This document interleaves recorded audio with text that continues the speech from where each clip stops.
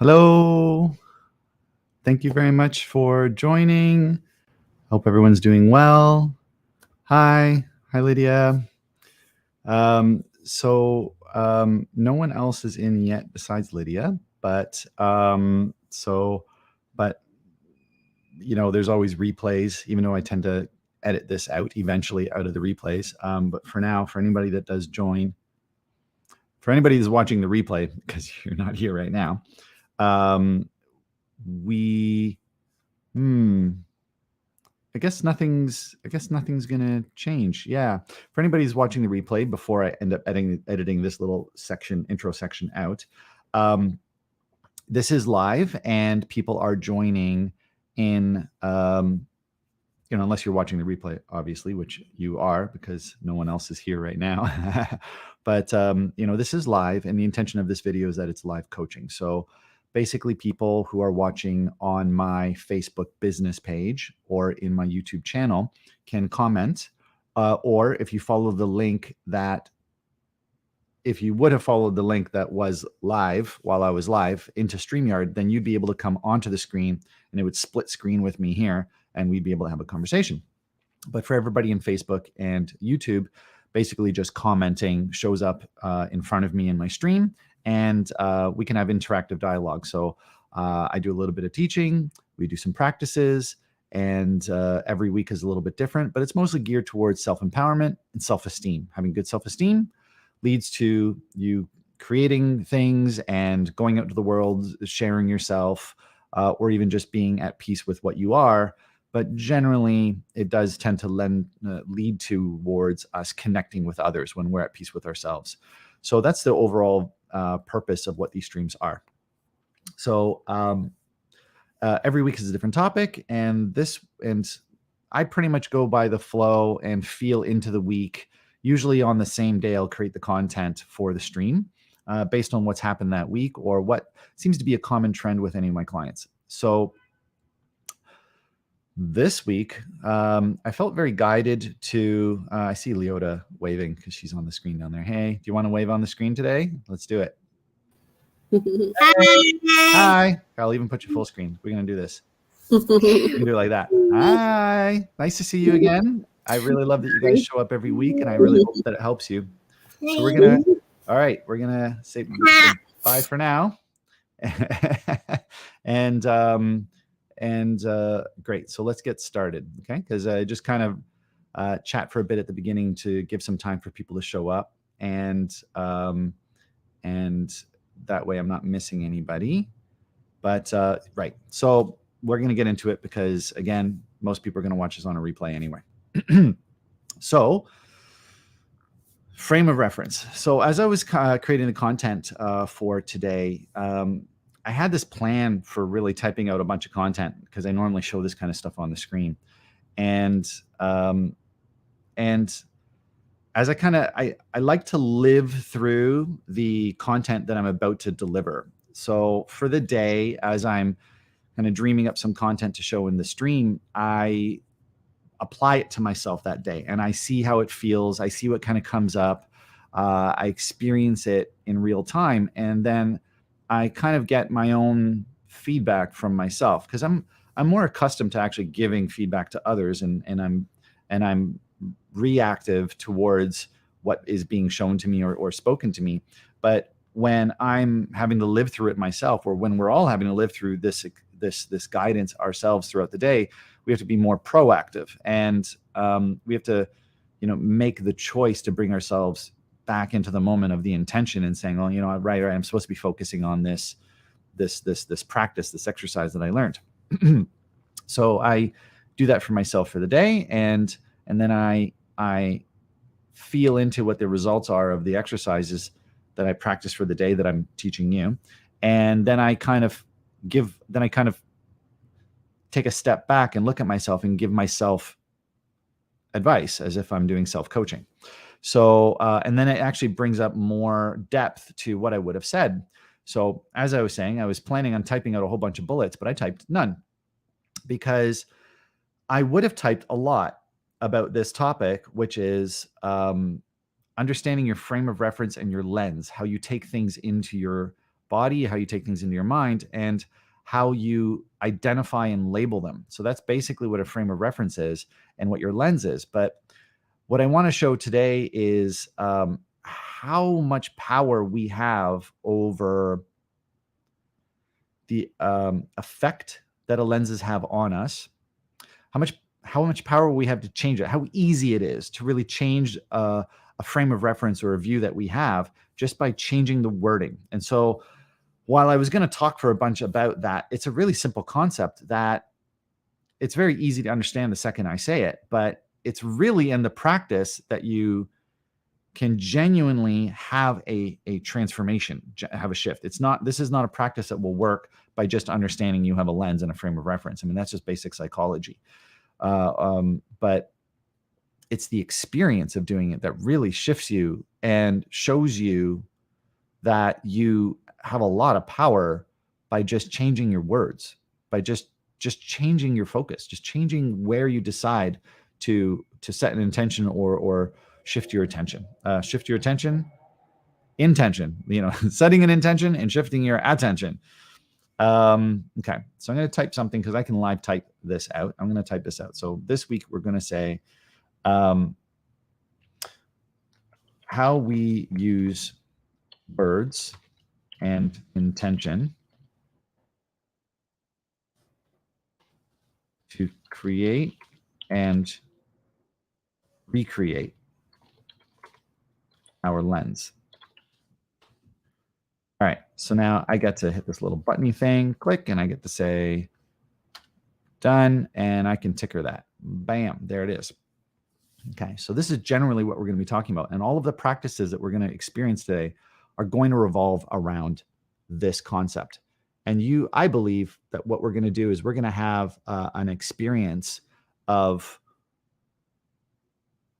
understanding instead of from me explaining it all, the doing. So I think that's, to some degree, with having nobody here live, there is, almost. They're having nobody other than Lydia here live. Jennifer Goldup, by the way, our weekly trucker, has checked in on Facebook and said that she's not able to watch live today.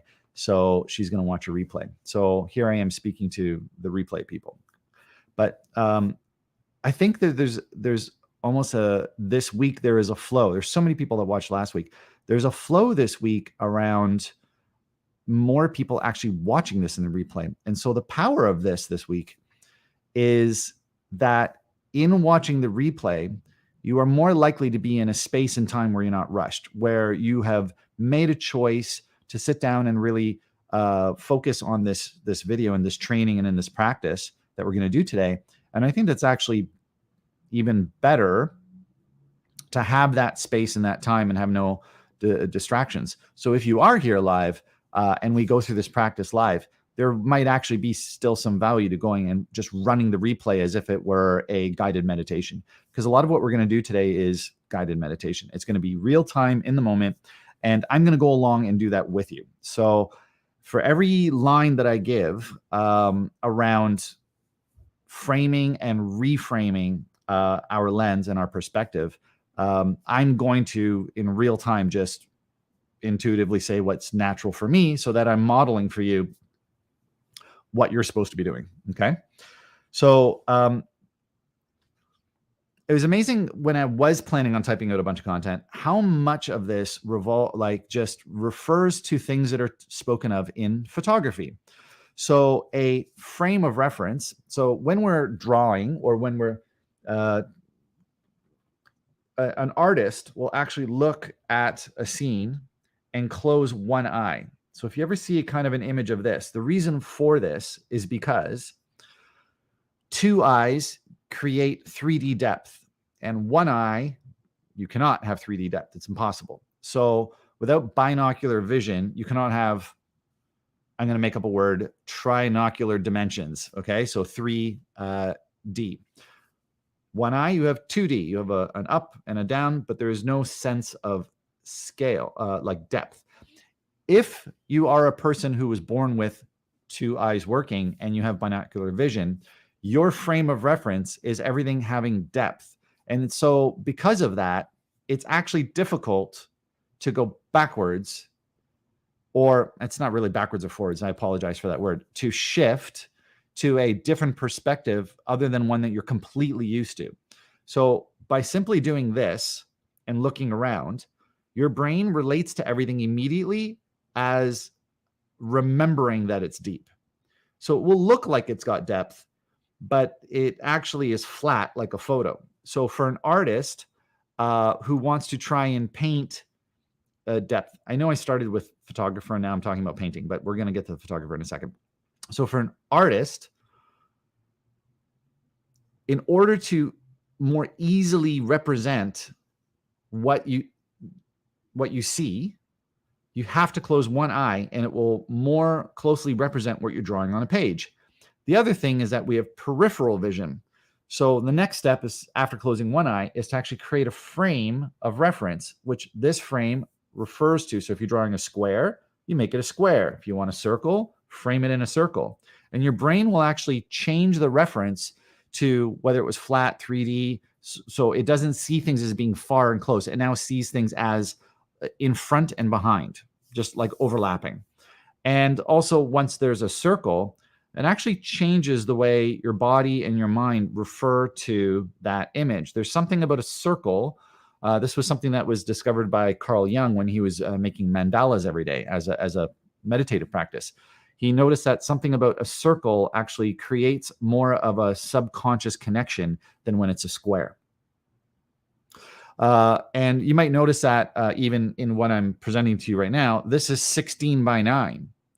When you go to a movie theater, some video, here's where it goes back to the photography thing, like I said, videographers will actually slice even this. So your home TV is a 16 by 9, which used to be square, is now wide. In a movie theater, they'll even chop the top and bottom off of this and have this anamorphic extra wide. And there's something about just literally changing the frame, which changes our experience of what's in that frame. So this is a metaphor, but quite literal at the same time, for how, hey, there's Georgia. I was thinking about Georgia. I'm just going to put that comment up so everybody knows there is a Georgia. There's Georgia, who seems to have some Irish, I guess that's tomorrow, St. Patrick's Day vibes going on there. Thanks, Georgia, for saying hi. And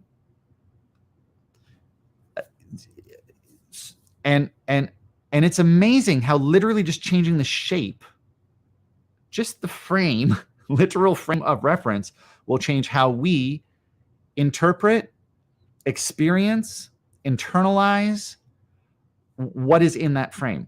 So the same way changing the frame, this is a visual representation that photographers have to go through. And even changing the lens on a camera will change how much is shown in the frame of reference.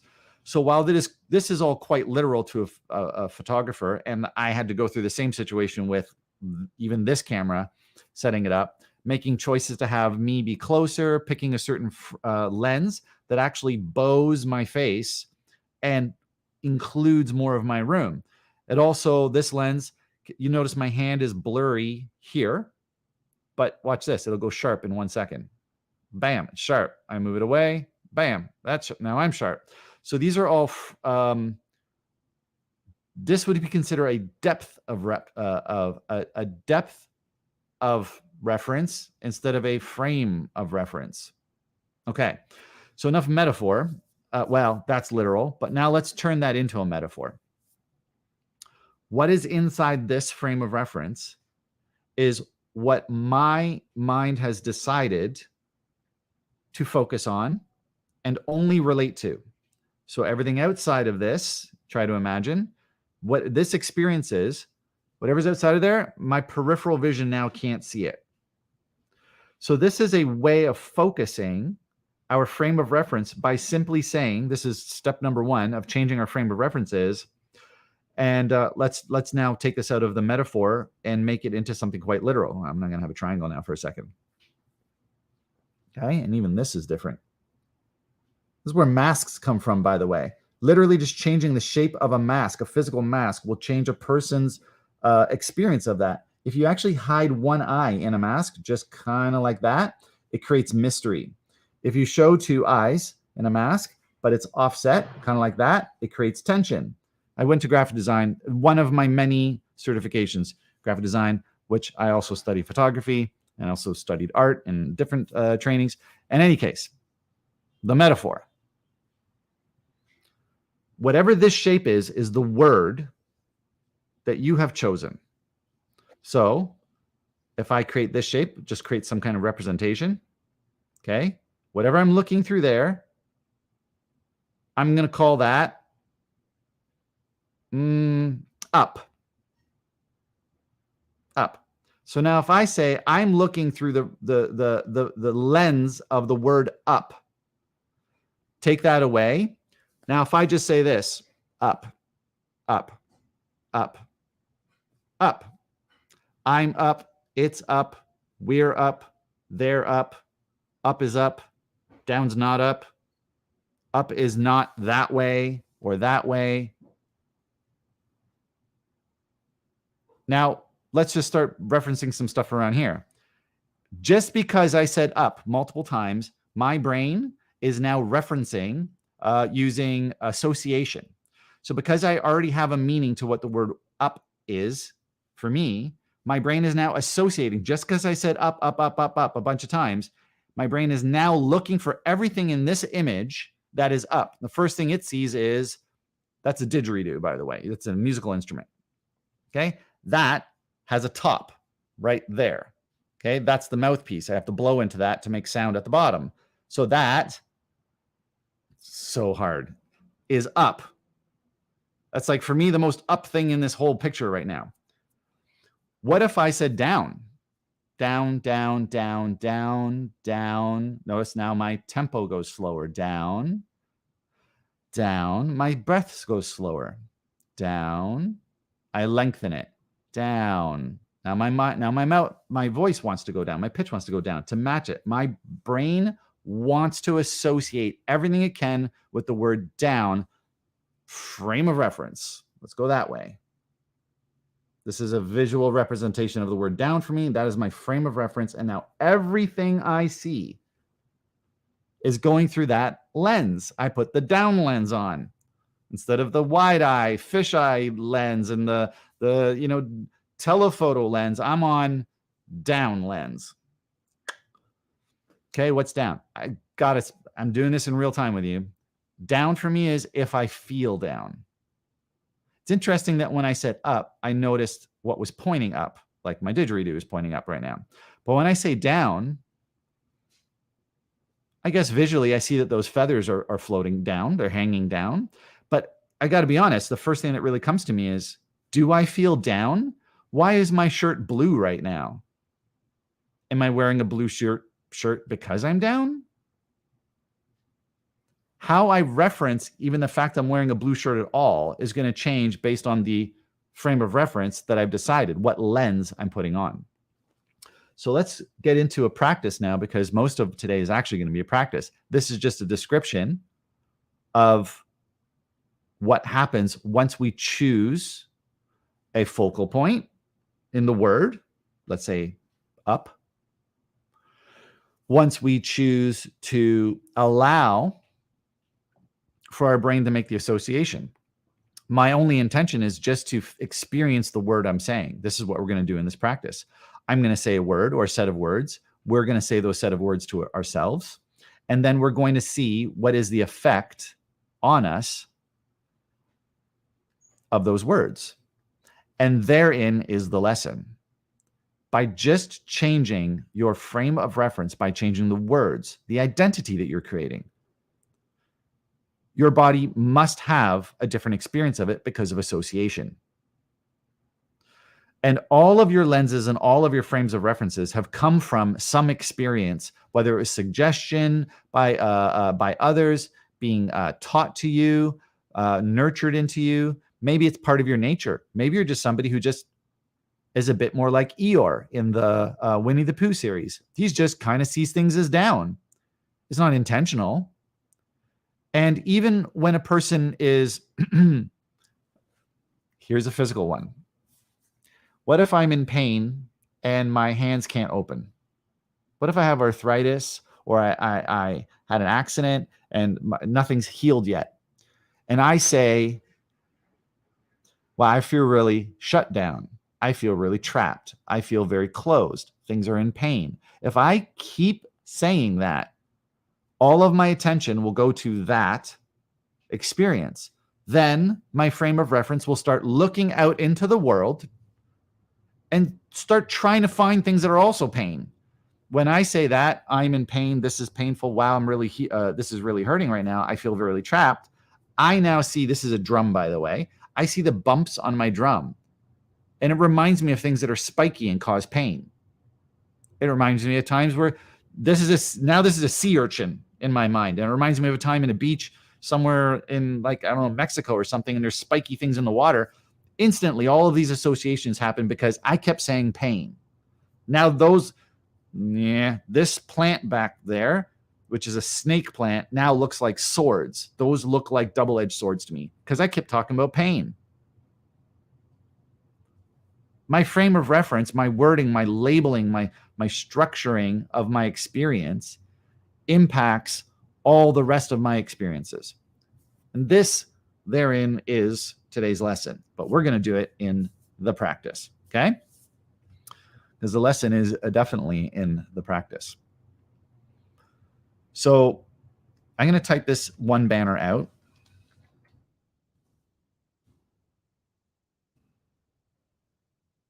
The rest will be guided meditation. And I'm going to show this on the screen. We are going to start today. We're going to have probably a half-hour-long meditation today and practice on frames of reference. And we're going to do this together, and you're going to experience a shift, just like what I just demonstrated. You're going to experience a shift in all of the words and all of the ideas and all of the experiences in your body after starting with some words that I'm going to give to you. We're going to start with I am. Oh, I love being able to type this out.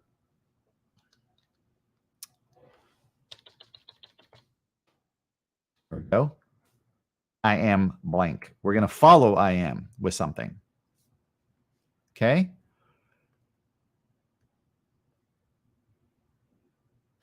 Hello to everyone watching. I see viewers come and go. We're about to get into a practice. And for whatever the lesson was in the last 15 minutes, you can go back and watch it in a replay. But we're going to get into practice right now about how using our words and feeling into it is going to change our frame of reference and our entire experience of the current world. Okay, and we're going to get deep on this. It's going to get into some stuff that might be really telling for what your experience is at the subconscious level. And the practice is that we're going to repeat words that I'm going to suggest to you. We're going to start with I am, and we're going to come back to I am. Okay, so this is the first meditation and will be the last meditation. And this is a contemplative meditation, but it's in the form of mantra. So we're going to be repeating I am, I am, I am, but mantra just ends at that. I am, and then you become I am. That's mantra. Okay. What we're doing is more contemplative meditation, which is I am, I wonder what comes next. Okay. I'm going to edit that again. I love this. Boop. I am what? I don't know.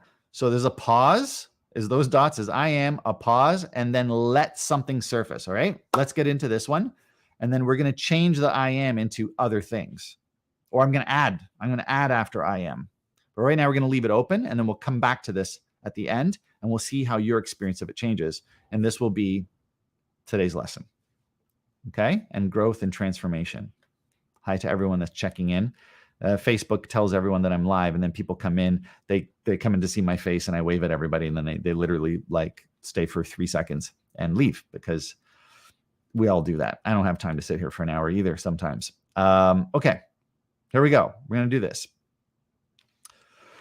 Take a deep breath and allow yourself to commit into this practice. It will not be a steady 30 minutes. There are going to be little pauses. Every time I switch out the words, we'll have a pause and you can recollect. Okay. So each one is maybe 3 minutes, 2 to 3 minutes long. Okay. So you can really allow yourself for that 2 to 3 minutes to go deep into your experience, to allow yourself to shift your frame of reference to being here and now on these words. These words, here and now. And everything else is outside of that peripheral. It's being blocked. So our peripheral hearing is now being blocked. This is called pratyahara in yoga practice. So by deciding that all I wish to do is experience I am and the answer that surfaces, my brain will then only associate with things that are the answer to this question, as we demonstrated earlier. Okay, so we're going to do this. I'm checking the time every time we start one of these. We're going to do this for about 2 minutes, let's say, and then we'll come back out and recenter. And you'll get what it is once we start. So just come along with the journey. So I am. Take a deep breath. I am. Allow yourself to say it out loud. I am. You can whisper it if you don't want anyone to hear you. I am. I am. Even just make it feel like you're saying it out loud, even if you're just mouthing it. It will trigger different parts of your brain to associate. I am. Allow your eyes to move or close. I am. I am. Allow yourself to go up or down in tone. I am. I am. I am. I am. Say it in different ways and see what triggers. I am. I am. I am. I am.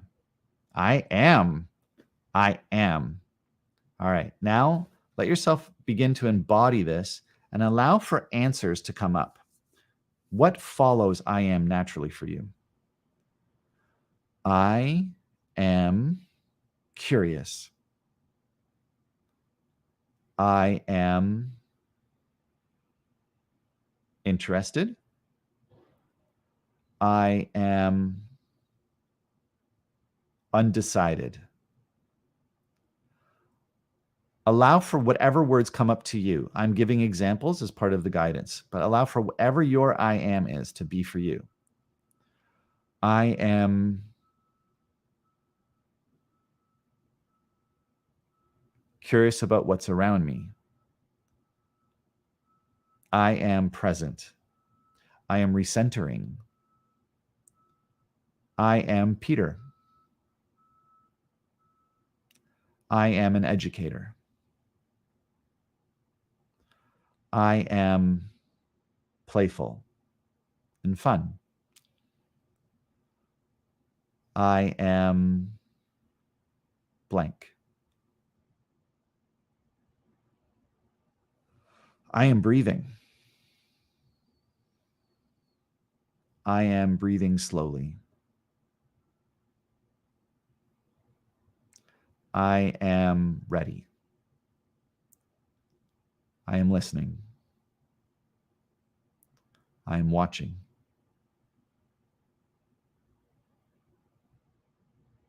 I am pleased.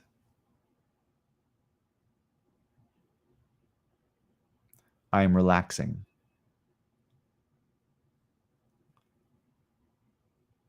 I am aware.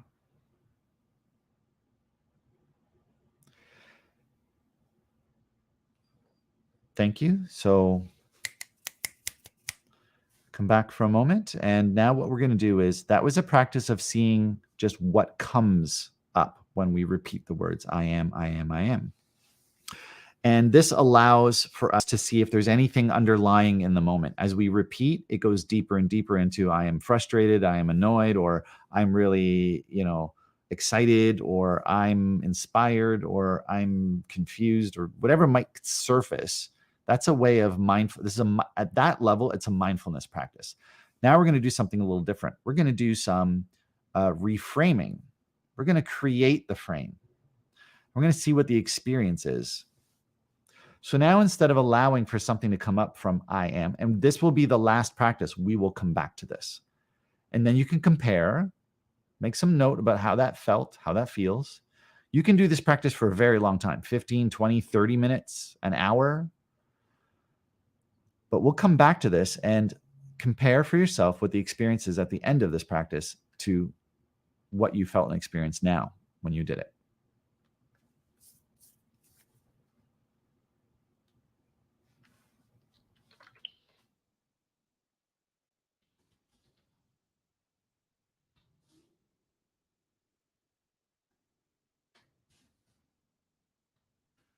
Let's try this one. We'll do each one for about, like I said, about a minute or two, and we'll get deeper and deeper into more of a psychological process with the words that we switch out. And just notice how it's going to be a different experience from just I am and receiving and witnessing versus when you choose a frame of reference. This one being the word human. So let's go. Breathe the last one out. Be centered and back into this new practice. And let's go. I am a human. I am human. I am a human that senses time. I am a human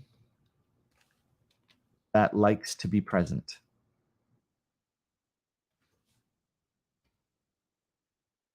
I am a human that wishes he can multitask really well.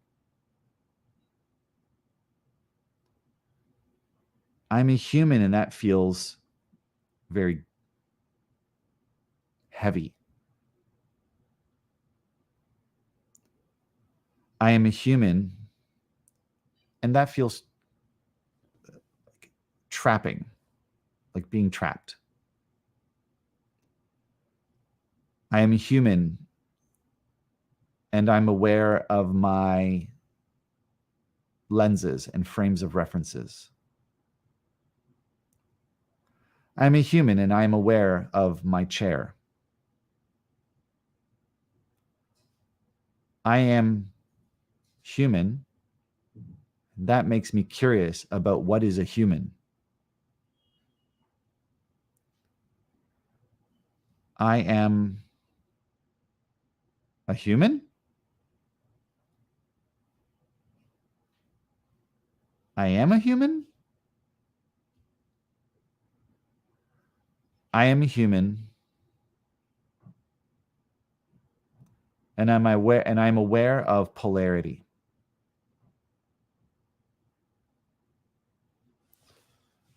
All right. Let's come out of that one. So now we get into something a little different.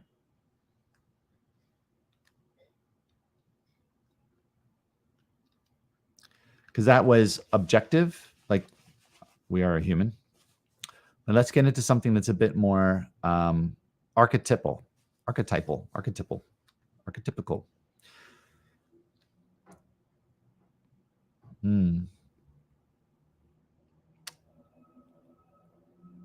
Here we go.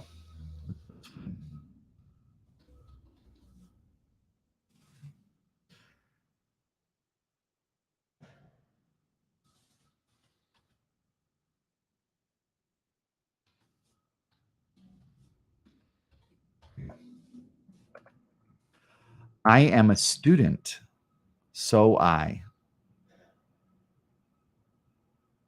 And the so I is optional. I am a student. All right, let's go. 2 minutes. I am a student. I enjoy learning. I am a student. That makes me feel small. I'm a student. And that makes me humble. I am a student. And it makes me frustrated that I'm always having to learn something new. I'm a student. I am a student. I'm a student and I accept that. I am a student and that allows me to grow. I am a student. And so I must be receptive.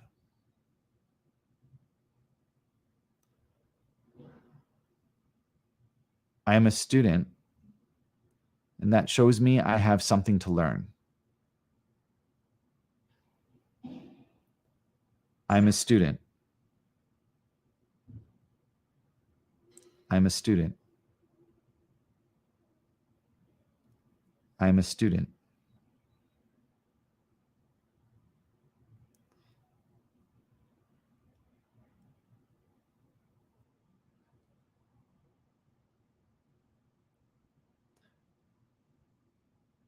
I'm a student. That makes me confused. I'm a student. So does that mean I don't know where to go? I'm a student, and I welcome all positive and helpful lessons.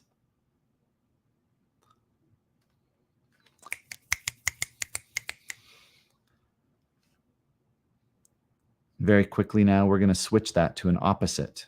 So this is a different level of the practice. We're now going to switch over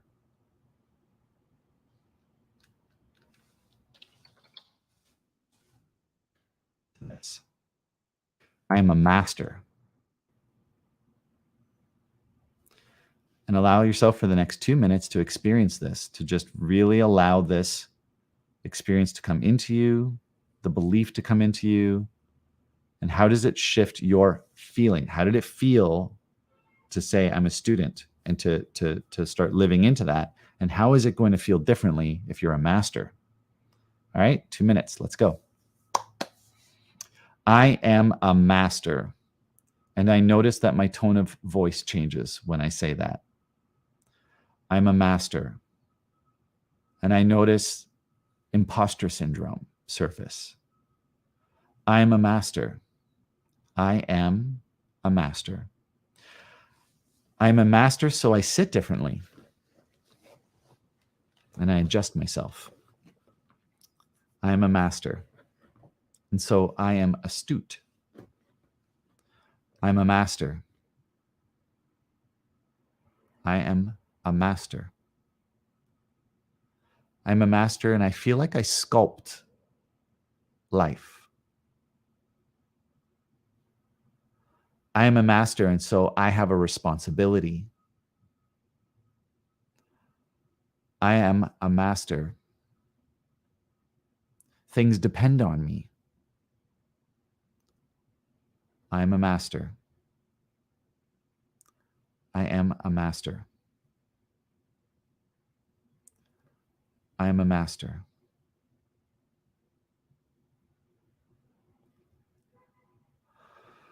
I am a master, and that feels relieving. I am a master, and that feels freeing.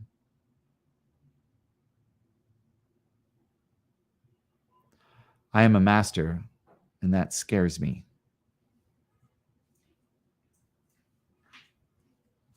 I am a master.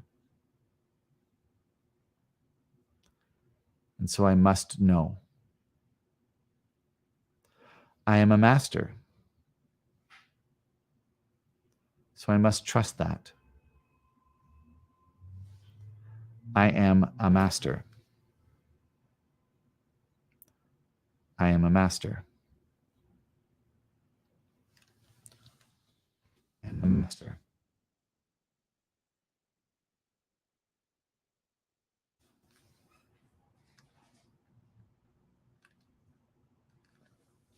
Thank you, thank you, thank you, thank you.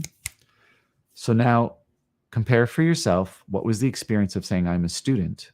And what was the experience of saying I'm a master? Lydia, do you have a comparison? Was that very different for you? Is that yes, no? You're talking, but I didn't put you on the screen. Do you want to come on? Let's come on. Sure. Well, I think that when I felt that when I was talking about being a student, it was probably a little bit more comfortable. Talking about a master, you feel a little bit conceited, but you also think back of the times in your life when you were a bit cocky about things, I guess, for me. So yeah, it had a different sense of memories coming up. Right, right. And so what do you think would happen if you kept repeating that? Like for a very long time, for days? What do you think would happen to everything that you see in the world? I might become a lot more confident. I would become probably more certain of myself. Yeah. And I definitely acknowledge that at the very beginning, when we're calling ourselves something that we haven't achieved yet, like we haven't earned it, by just saying it, there is this fine line of, are we just programming ourselves into being something that we're not? Yeah, but Right? I think because it brings up memories of being younger and a bit more cocky, like because I studied visual art, right? The word master has its own connotations, and it reminds me of the first days in art school when I thought I was more talented than everyone. So it brings me back to those days, but it makes me more conscious of trying to do things in a gracious way. So I think maybe it would kind of and also be balancing in a sense because it would remind Yeah. me of how I felt about those feelings of being overly confident and how it backfired. Yeah. And I think that because you're referencing a time in the past, Hmm. whenever we start doing something, a practice like this, what is already there surfaces, especially if we keep repeating it for a while and just allow for that. Like, as long as we have the permission for that to surface, Hmm. um, our current representation What are and you our guys doing? hey, how are you? Our current interpretation, our current view that's at the subconscious level, when we keep repeating something, surfaces, because it's a meditation. Hmm. And when we just allow for the answers for the purpose of the meditation to just Hmm. be, then we're more likely to have the freedom to try something on that we may not go and live out in the world.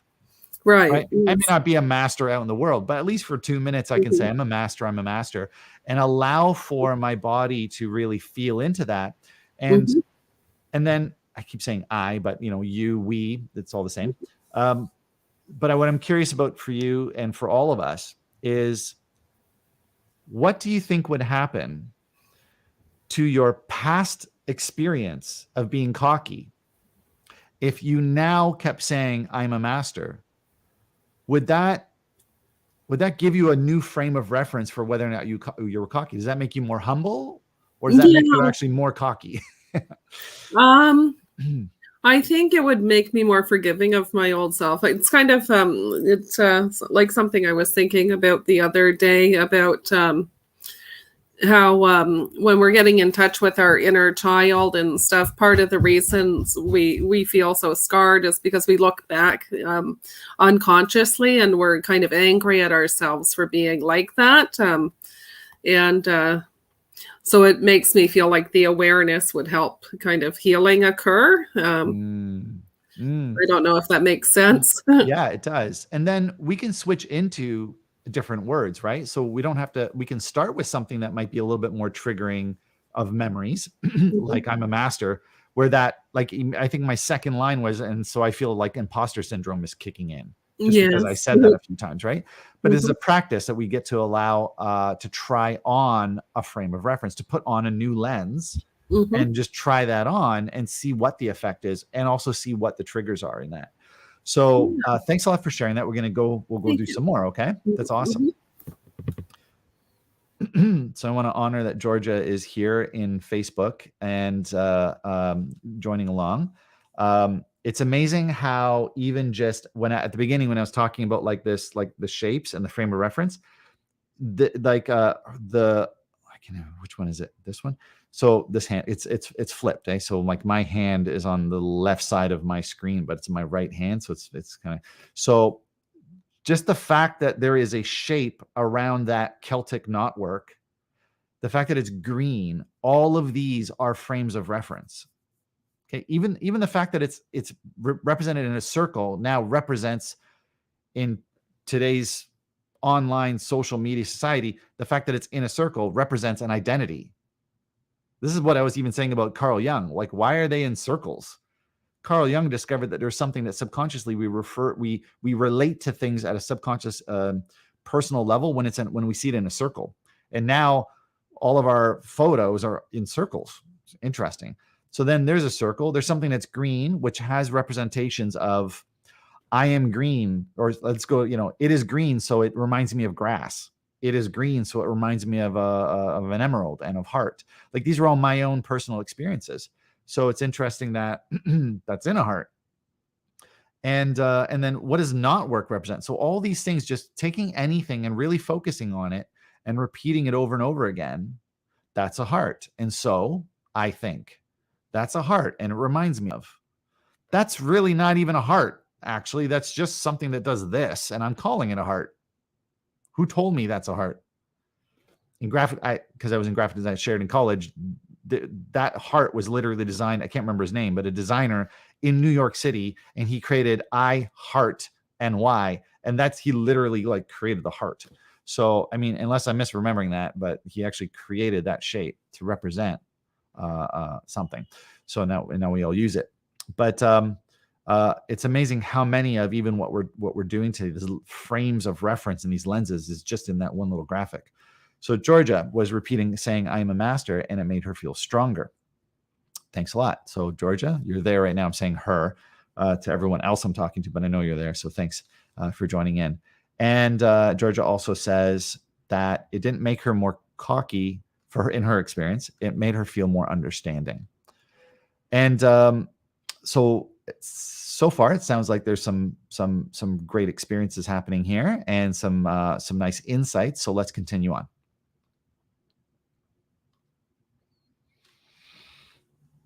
We're going to go into another archetype.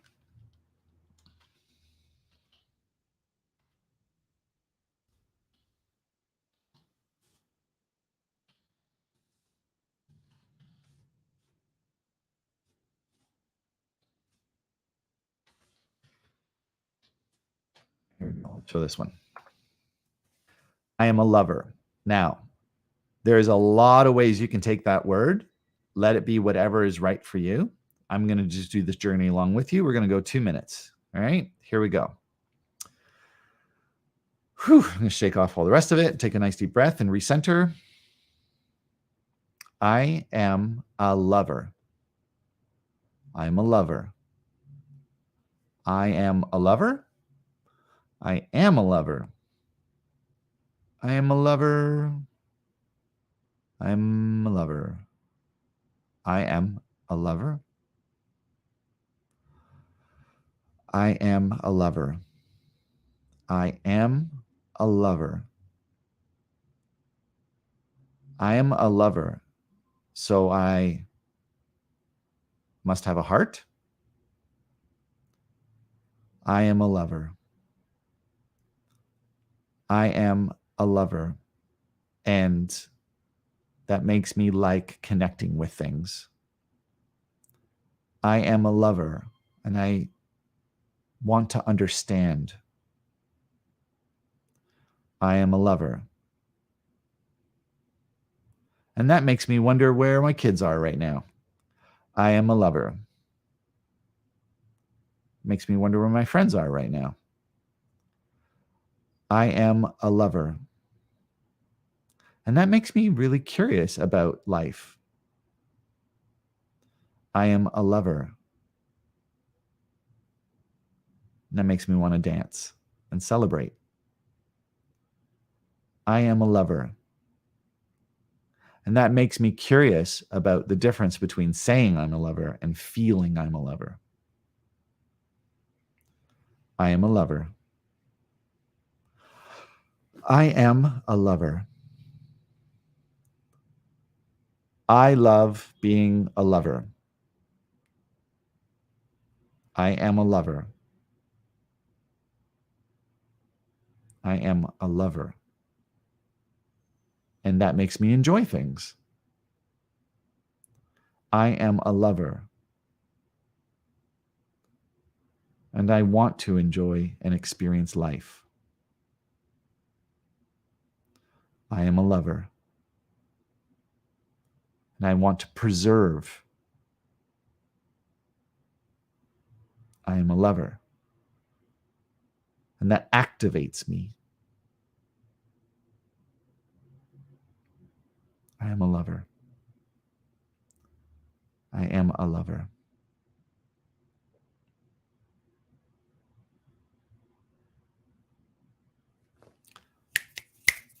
going to come back. I'm going to switch that out to its opposite.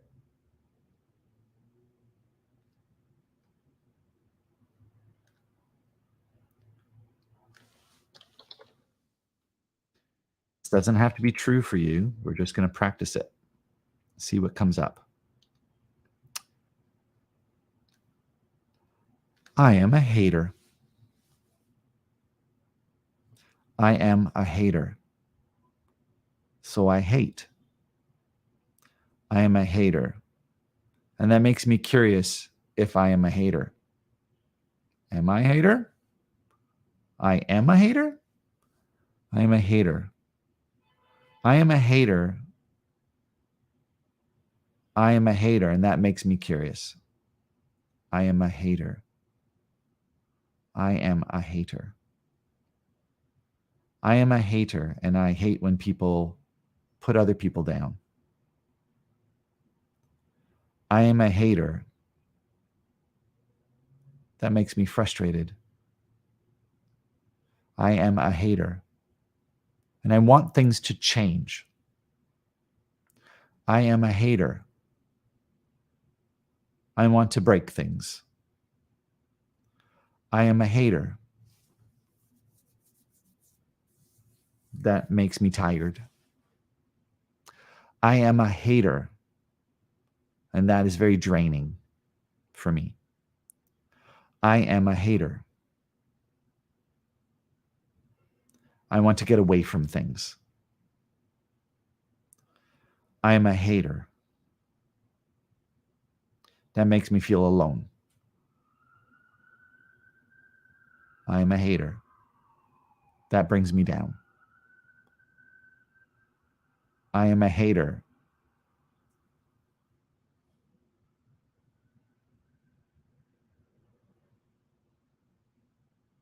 I am a hater.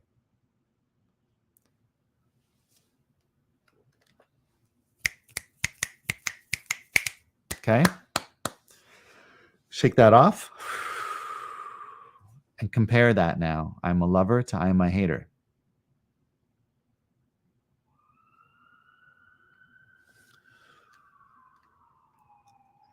Did it start to affect you and your mood? Did it bring you down or did it inspire you? Did you want to fight against saying I'm a hater, or were you able to actually allow the practice to bring you into a state and an experience of being a hater? Did you become aware of ways that you are hateful or angry or judgmental, just something that is in the frame of reference of hater? So in this practice, you can adjust the words for, maybe you don't want to say hater, but maybe you want to say something else. I am judgmental. I am annoyed. I am rejecting. You can switch it out and see what surfaces for you. And then go back to the opposite. So part of this practice in doing one word is to do its opposite. So if you start with I'm a lover and then go to I'm a hater, try going back to I'm a lover. Does that shift things? Let's do it. All right.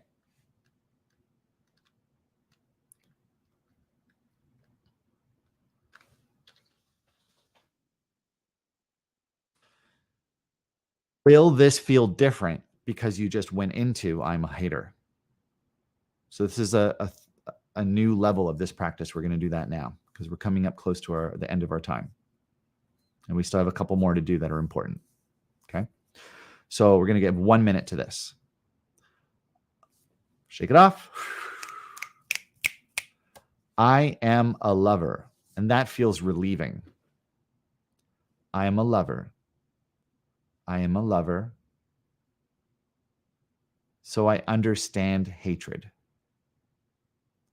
I am a lover. And that makes me compassionate towards those who don't know that they're not lovers. I am a lover, and that is very humbling and sobering. I am a lover and makes me aware that I want more love in the world.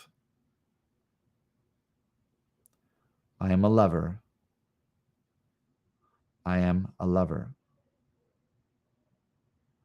I am a lover, and I'm aware that I have a choice on what I want to be. I am a lover, and I have a choice on what I want to experience when I'm a lover.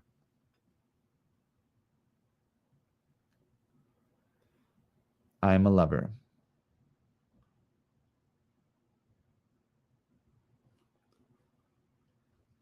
Okay. So I'm going to go to Georgia here. So saying love, or I'm a lover, or something along those lines, I am love, made me feel good. And with hater, she had to, Georgia saying that she had to, Georgia, I hear you saying, it's weird for me because I know you're live. So Georgia, I hear you saying, it's weird for me because I know you're live, but I'm talking to text, so I got to talk to you. There you are, right? I hear you saying that you kept having to reverse it. I'm a hater. No, I'm not. I'm a hater. No, I'm not. And so this is part of the practice of seeing if you can create a frame of reference for yourself,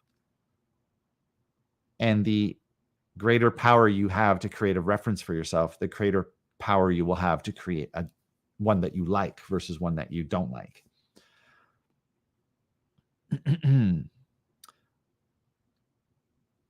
And the need to reject it. Let's get into a little psychotherapy here.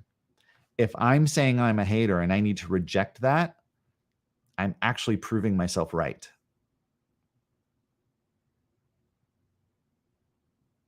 Because I hate being a hater. I need to reject it. It's a bit of a paradox on that one. It's I can't remember who named it, but somebody named it the intolerance paradox or something like that. Like you cannot tolerate intolerance. So this is that paradox. If you hate hatred, you're a hater. If you hate haters, so there's actually hats that say I love haters. That's kind of the paradox joke. But what's so bad about it? Where is the judgment coming from about hatred? Now, there is a I am involved here. This isn't a judgment. So I get that this practice was I am a hater and not like I'm okay with haters or I don't judge haters. I get this was like I am a hater. But the idea of the practice is, how am I a hater? How am I like one? When do I become a hater? Even if I am not a hater, there will be a moment where I will be a hater. And it's that level of acceptance that then gives us access to reframe that and recreate that. Well, for you, I actually believe that. It just didn't make any sense to me. I don't believe I've ever hated. Okay, then just downscale it so you can have the experience. We went all the way from lover to hater, okay? But I am judgmental. I reject. Okay, so it doesn't have to be an I am a. It can also be I reject things. Okay, I am, because just pick something that a hater does. Suddenly there's going to be that's a pretty massive frame of reference. I'm not a hater. I just do a bunch of stuff that haters do. There's two frames of reference here. And this is part of what we're talking about, is understanding just because I'm not a hater doesn't mean I don't do hateful things. These are two frames of reference. So how does that shift it to you once I say that? Have you ever done something that a hater does? What word do you give that?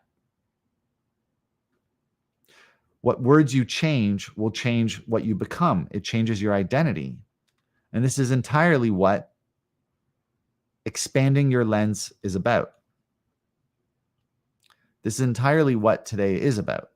How we use words and intentions to create or recreate our lens. It's very difficult to recreate a lens if we're not fully aware of what our lens is. And by trying on different perspectives, we expand our internal awareness. And by expanding our internal awareness, by trying things on, well, I'm not really a hater, but for a moment, I'm going to walk a mile in the shoes of a hater. Think of it's the mask. Well, I'm not really Spider-Man, but it's Halloween. Today I'm Spider-Man. And we can put that mask on and try it out for a while to have compassion, build compassion, but also to understand how we are very much alike. Like there's always something inside of us that can connect to anybody, no matter how hateful they are, by doing this practice.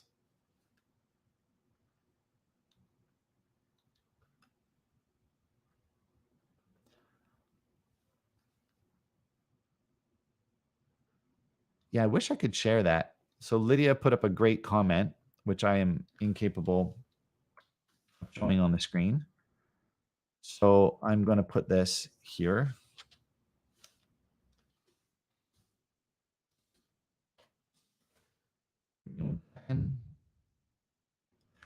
So I didn't say this. Lydia just said this. Lydia said, in quantum reality, I believe if we are attracting hate, it is a reflection of the hate inside of us. So I try to think of how someone I find to be harsh is reflecting something inside of me. And that is in the quantum reality, but it's also actually just full on just regular psychotherapy because of projections. So there's transference, countertransference, projections. So this is very much just a psychotherapeutic act that basically if we are rejecting something that we don't like in someone else, it is because we are rejecting the idea of being like that. That's one thing. That's George's point. But it's really more like we're rejecting that we actually have the same thing inside of us that they have. This is really where the rejection is. I have no problem with what Georgia is saying, and that's like, I'm not going to walk around saying I'm a horse. I'm not a horse. But if I'm around a bunch of horses and I keep saying I'm a horse, at some point I'm going to start moving and acting like a horse. It's just the way our brain works. We're going to associate. We're going to, like, our head will literally start moving like the way the horses are moving. We're going to have a different kind of pace when we walk. But that's only if we don't reject it. If I'm walking around a bunch of haters and I keep saying I'm a hater, it's inevitable that at some point we will start mirroring them. We will start to act like a hater. Well, what happens after you act like a hater? What's the difference between being a hater and acting like a hater? This is a difficult question, isn't it? At what point do we cross the line between calling ourselves a lover and actually loving? And this is part of the whole difficulty with frames of reference. It's bypassing. There are people that will go out and say, I'm a lover. That person's terrible. I'm a lover. We should change that thing. I'm a lover. It's like, at some point, we have to become aware of what am I really?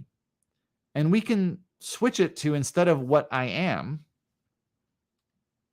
we can add in, I'm just going to add this in, what I do. So like I do, it means basically like I paint. So I'm a painter? Well, no, not really. I just paint. I run. So I'm an Olympian? No, not really. I mean, I just run. Well, at what point do you go from running to being a runner? At what point do you go from being worthy to being worthy? That's a bit of a tough one to say, but it's like, I am worthy. I am worthy. Okay, you keep saying you're worthy. When do you become actually worthy? I am enough. All right?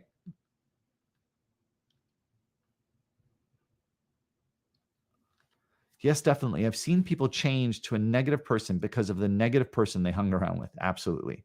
And we have to become aware of our frame of reference and also the frame of references of those around us. And just being aware that we are a witness. Let's get into the yoga end of this.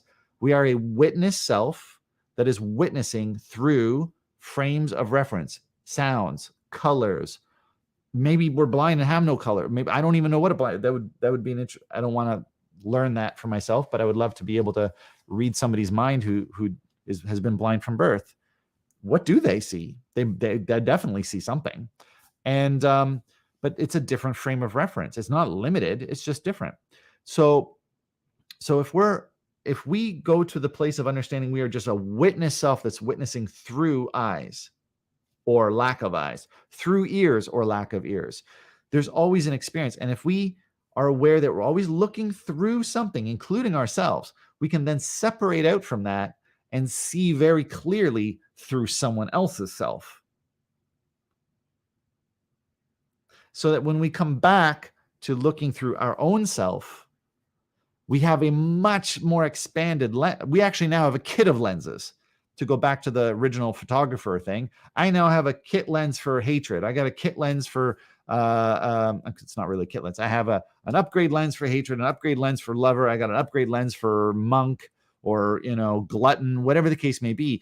But when we can, our original witness self lens, it's kind of more of an esoteric kind of lens, the body of the camera, if you will, from the spirit self. Once we have a body of a camera, which is our spirit self, the lenses that we stick in front of the spirit become a tunnel vision way of experiencing. By having the freedom to switch out lenses, this kind of effect happens where we now, instead of having this lens and that lens, instead of a 50 and a 100, if you're a photographer, you now have a 50 to 100 lens. And that's what kind of happens with these labels. It starts turning into, well, I actually can shift fluidly between lover and hater. And because of that, I was reading Lydia's comments. Now, instead of me being just tunnel vision into being not good enough, I can see, you know what? There are ways where I am good enough and ways where I'm not good enough. And now that gives me kind of this zoom lens. And it goes back to my original point of saying, like, if we only see things through one lens at a time, we don't have depth. We need this telephoto kind of experience in order to have depth to the world. It isn't so black and white. It's not just like that person's a bad person. No, they're doing bad things. And even the bad things aren't that bad if you have a different kind of zoom lens and you can see the depth of it. And it's like, well, relatively speaking, from where they're coming from, I guess I understand it. I just don't like it. Okay. And that's the whole point of all of this, is getting the experience of changing your lenses, which was kind of the whole talking point, my one talking point for the rest of the experiences. Lydia says, it reminds me of a joke I once made about how people who kill a person are called a killer after killing just one person. We aren't as genuous with a person who has created a solitary piece of art, because Lydia said she trained in art. When do you become a painter? You kill one person, you're a killer. I'm just repeating her words. You kill one person, you're a killer. You make one piece of art, well, you're not really an artist. That's a great point, okay? And these are all about our lenses and how we hold regard for somebody. That's a form of esteem. What is the esteem that we place on somebody? They have to create a whole body of art before they get to be called an artist. Yeah. And even then, by the way, technically, they're not a professional artist until somebody actually pays for it. You can create an entire body of art, but you're not a professional until somebody pays for it. Because I'm a photographer, but until somebody paid me to take that photo and used it, I wasn't a professional photographer. But I've done it all. Sold art, I've sold paintings, I've done paintings, art, and photography. I've even had my stuff in what do you call it? Stock images sites. Okay, so let's end this. No, okay. We got to do this. I know it's 1:09, but I didn't really start until 1. We're going to do this one more. Okay, 1 minute of this, and then we'll go back to the I am.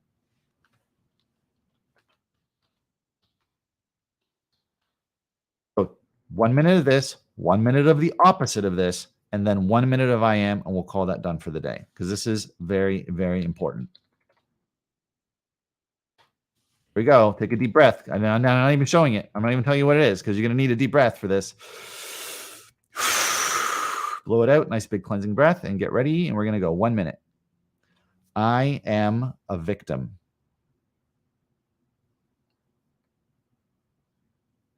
That makes me shut down. I am a victim. That makes me sick inside. I am a victim.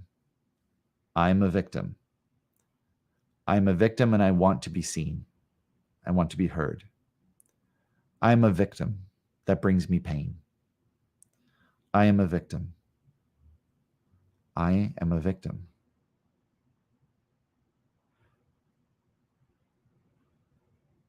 I am a victim. I'm a victim? I'm a victim?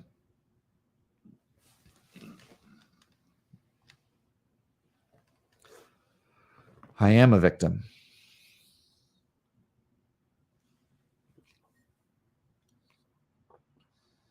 I'm a victim, and that brings me to the here and now. I'm a victim, and that makes me wonder what I should do. I am a victim. Is there something wrong with me? I am a victim. What can I do about it?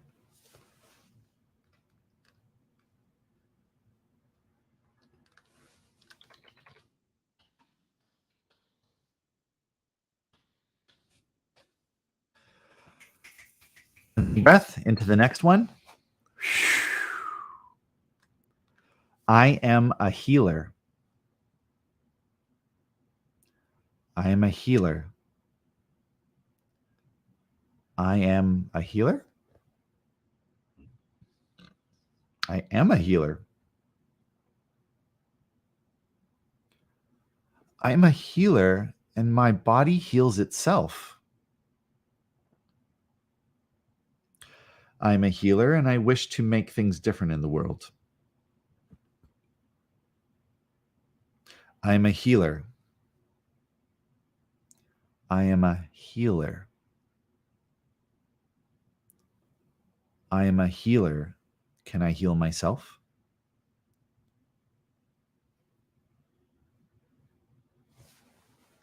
I am a healer. Keep it going. I am a healer. I am a healer. And now we're going to practice, instead of being something, like instead of being a person, we're going to be a state. I am healed. I am healed. I am healed.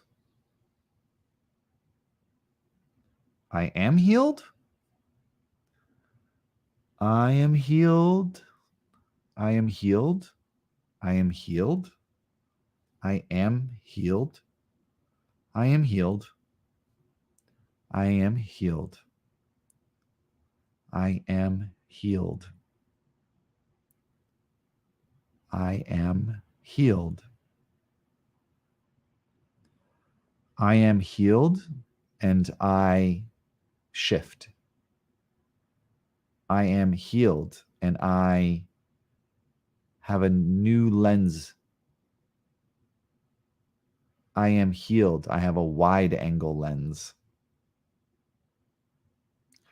I am healed, and I feel things aligning.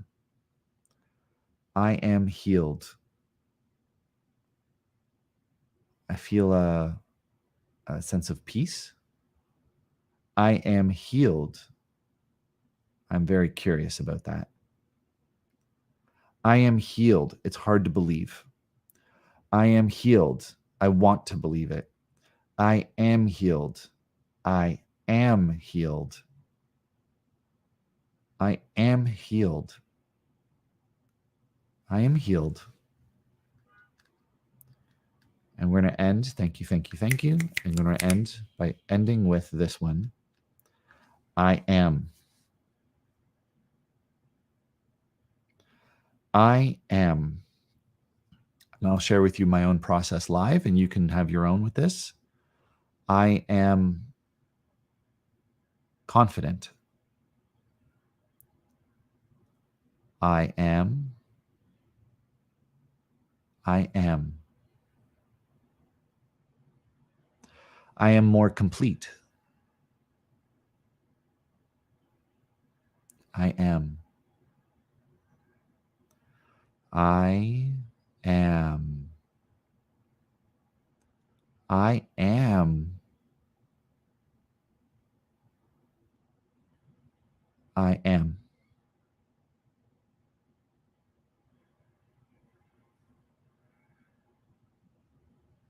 I am.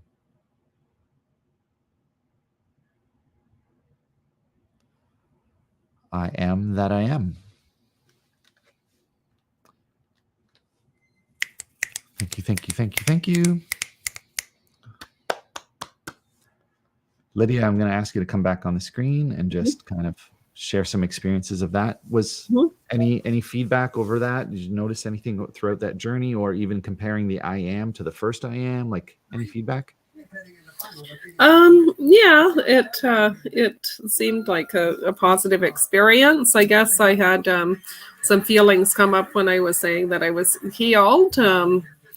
That you know made me think about the healing journey and how it's never really complete. Yeah. So it feels like saying something's closed, I guess, in the past when it I don't know.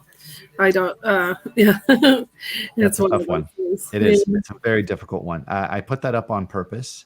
Notice the difference. So compare I am a healer versus I am healed. I am a healer sounds like it's in progress. Like there's always something that's Yes. being healed. When do we get to be healed? Like when is there closure there? Mhm. Yeah. And so what was it like to say I'm a healer for you?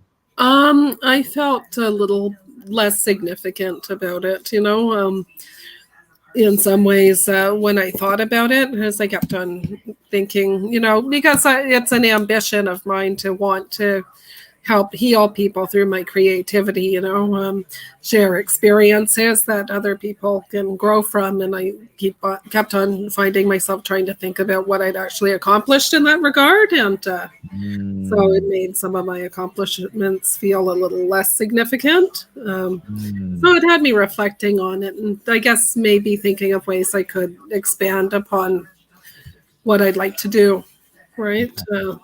So what I'd love to, what I'd love to hear from you about in the future is if you were to continue saying, I am healed, in the same way when I said, up, up, up, and I started seeing things that were up, and I said down, down, down, and I see things that are down. If we keep saying, I am healed, our brain is going to look for ways that is true. It's going to find associations to that being a true statement. Okay. We're going to immediately find ways that it's not true. I did. As soon as I started saying I'm healed, like second one, I'm like, there's all kinds of stuff that's not healed. Yeah. Like that was really one where, like, when I was doing the I'm a hater, I definitely could feel like, yeah, some ways I am, but the I am healed, because I kind of made that one up on the fly. Like I just typed that in right at that moment. Yes. That one was like pretty triggering. So, because it's like, well, I'm doing a juice cleanse this week, so it was a bit more aligned with how I'm feeling. Like I'm healed, yeah. So because my focus has been on health, so. Well, I love what you're saying about the idea that when we say I am healed, it doesn't feel like it's ever really complete, right? Yes, it's true. But yeah, it does start getting those insecurities happening. What I'd love to hear is, what if we kept saying I am healed? Would our brain actually find things that are complete that we don't really pay attention to regularly? I think so, yeah. So what would happen if we started to identify more with things being actually healed in us, because we spend more of our time paying attention to things that aren't healed?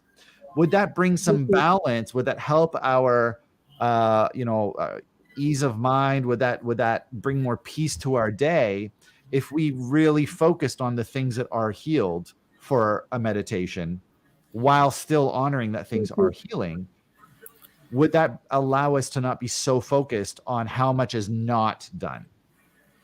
Yeah, I think so. I think it would keep your mind shifting towards the ways in which we are healed, and in that sense, the things that aren't healed would start catching up and feel healed in themselves. And if we did start to become aware of all the things that really are healed, because our brain will just naturally associate with that, would that actually make us feel less unhealed? Like, would that make you feel like the things that are not healed aren't so bad?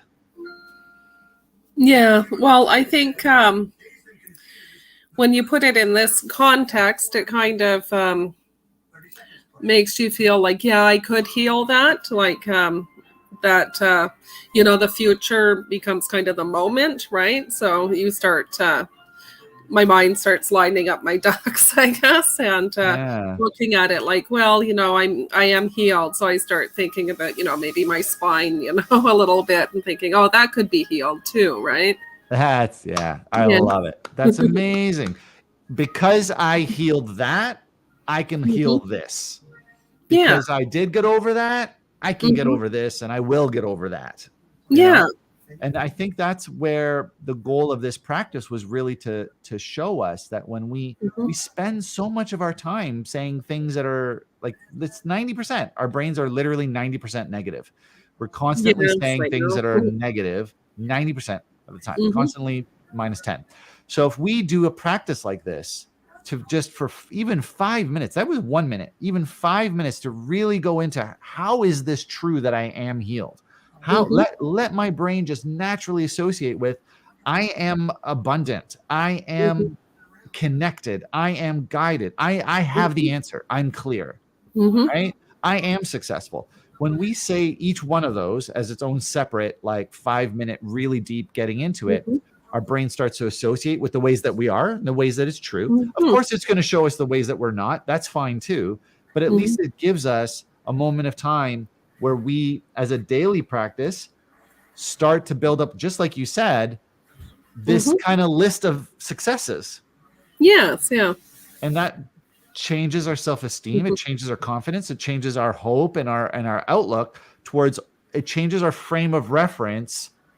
Because like, oh, everything's bad and I'm so broken, versus Hmm. this, like, I have healed, so I will heal. Hmm. Totally different, like, frame of reference. Hmm. Same problem, Yeah. different frame of reference.